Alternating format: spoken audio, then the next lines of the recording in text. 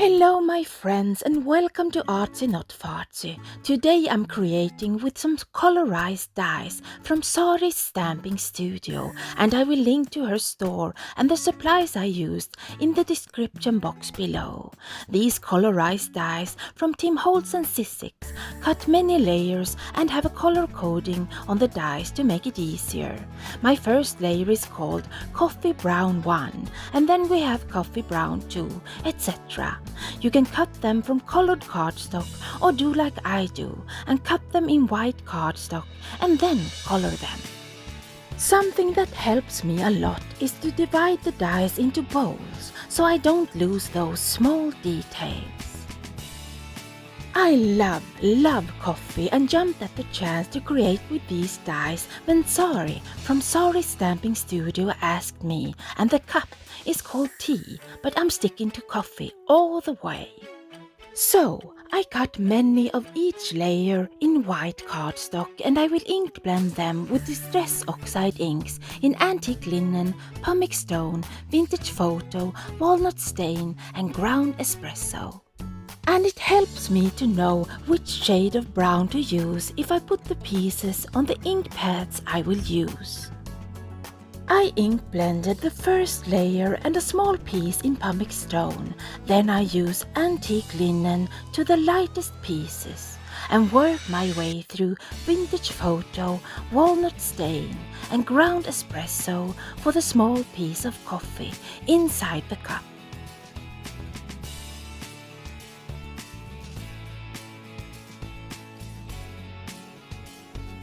For the steam coming out of the cup, I use 2 grey alcohol markers. So let's put this cup of coffee together, and I use glue and some tweezers. I prefer liquid glue because it gives me a few seconds to adjust the piece if I'm not happy. And the pictures on the packaging is a big help when I color them and when I put them together. It's just amazing how many details and shadows these dies cut to get a dimensional cup of coffee.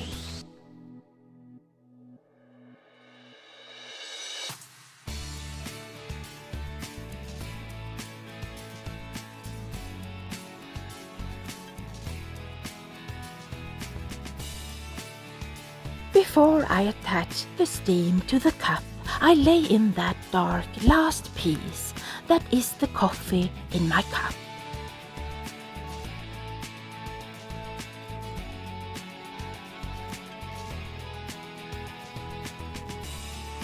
Next up is that takeaway cup of coffee, and I wanted to bring in some color, so I bring out Peacoc Feathers and shipped Saphire.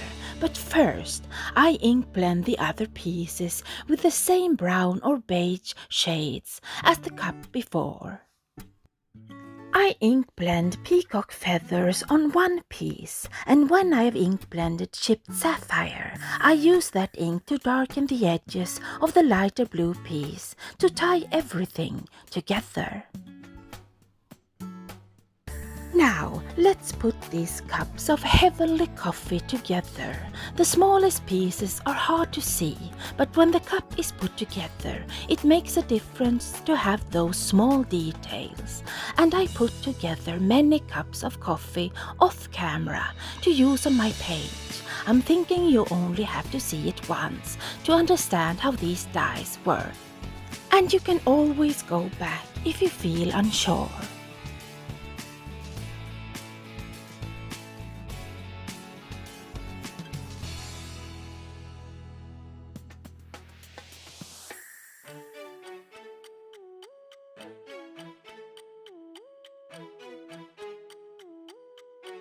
Now, let's make a cool background, and I will use this brick stencil and some texture paste from Ranger. Using a spatula, I push that paste through the stencil in 3 places, and I want it a bit grungy, so I am not careful nor neat.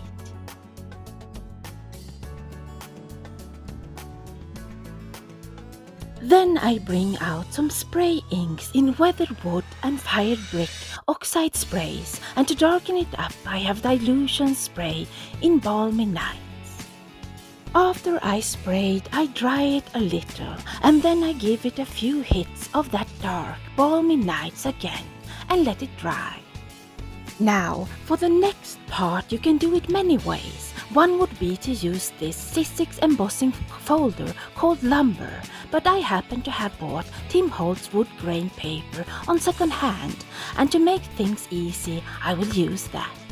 I ink up 3 panels. First I use Distress Oxide Ink in Vintage Photo, and I don't care how the blend is at this point because I will use Walnut Stain and ground Espresso over it.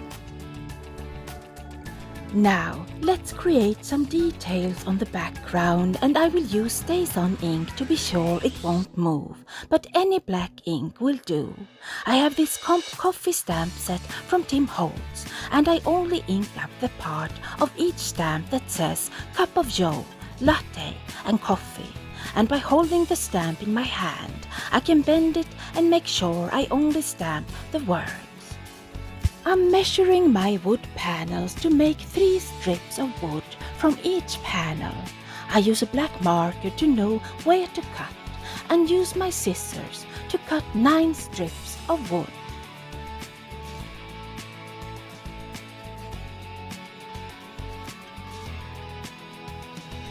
When I have my wooden strips, I bring out archival ink in black soot and use some foam to darken the edges of each strip. And now it's time to use my wood strips, and I want them to be the table or counter that my yummy coffee stands on. And I want my background to feel like a cafe, so I glue the strips down next to each other and snip off the excess wood with my scissors. And while I work, my Dylusion pages from a while back is falling down and hiding what I do. But after some fighting with my own journal, I have that wood table for my coffee.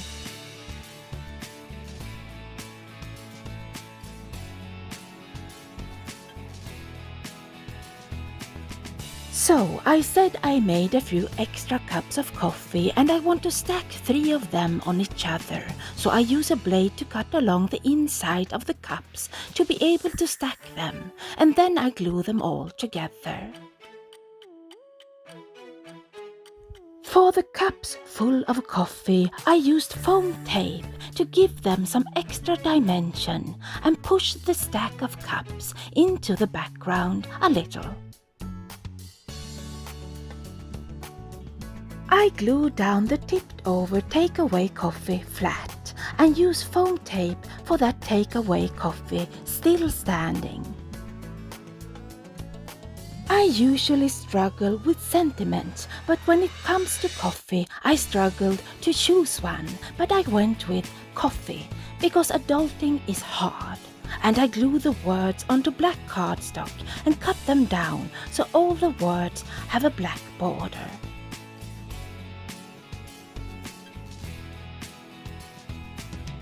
I go around the black frames with a black marker, and then I glue down my sentiment.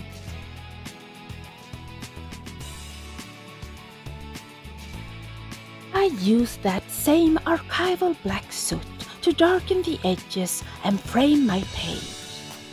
Then I bring out antique linen again and smush it on my surface and dilute with water before I use a brush to tint the sentiment so the words aren't stark white. Then I bring out my Stabilo All pencil that is a black water reactive pencil, and I scribble it around my sentiment before I use a wet brush to drag that black out and give the words some shadow. And I do the same for the cups of coffee to ground them and give them shadow. But if you have a water-based background like I do, you have to be careful because the background will react to water. But with enough black, I didn't have that problem.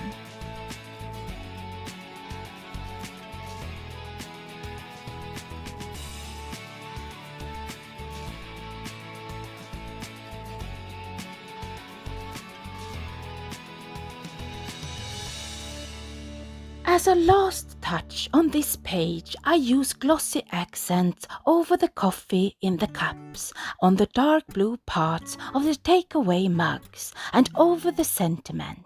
And with that, this page is finished.